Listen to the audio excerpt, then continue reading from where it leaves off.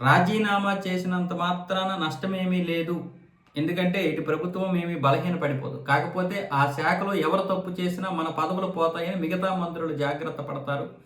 అయితే ప్రభుత్వం ఇలాంటి ఉద్యమాల్ని అణచివేయకూడదు. బలవంతంగా అణచివేసే ప్రయత్నాలు చేయకుండా చర్చల ద్వారా సమస్యను పరిష్కారం చేయాలి అని చెప్పి ఆయన ఒక స్టేట్మెంట్ విడుదల చేశారు.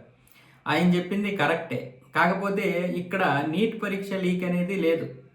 నీట్ పరీక్ష లీక్ పక్కకి వెళ్ళిపోయింది.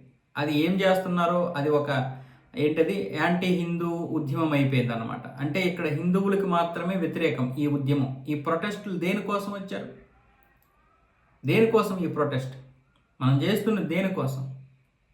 నీట్ పరీక్షకి చనిపోయినటువంటి విద్యార్థుల కోసం. దీన్ని వీళ్ళే తప్పుదోవ పట్టిస్తుంటే పరిష్కారం కోసం రండి మేము చర్చిద్దామని చెప్పి పార్లమెంట్లోనే చర్చిద్దామంటే వీళ్ళు వెళ్లకుండా ఇక్కడ ధర్నాలు చేస్తున్నారు. పైగా దీన్ని రకరకాల పేర్లతో పిలుస్తున్నారు. దేశంలో ఉన్న అన్ని సమస్యలు తీసుకొచ్చి ఇక్కడ పెట్టారు. మంచి మంచి సమస్యలు అంటే మంచి మంచి సమస్యలకి పరిష్కారం దొరికిన తర్వాత కూడా ఇప్పుడు దీని గురించి మాట్లాడుతున్నారు. ఒక 370 రద్దు గురించి ఇక్కడ మాట్లాడాల్సిన అవసరం ఏంటి చెప్పండి? ఇక మిగతా హిందూ దేవీ దేవతల్ని ఎలాగో తిడుతున్నారు. వాళ్ళ అజెండా అదే, అసలైనటువంటి అజెండా అది. నీట్ పేపర్ లీక్ మాట్లాడకుండా ఇలాంటివి మాట్లాడడానికే వీళ్ళు ఒక ధర్నా చేశారు. దాని గురించి కూడా కొంచెం గట్టి పెట్టండి గురువు గారు.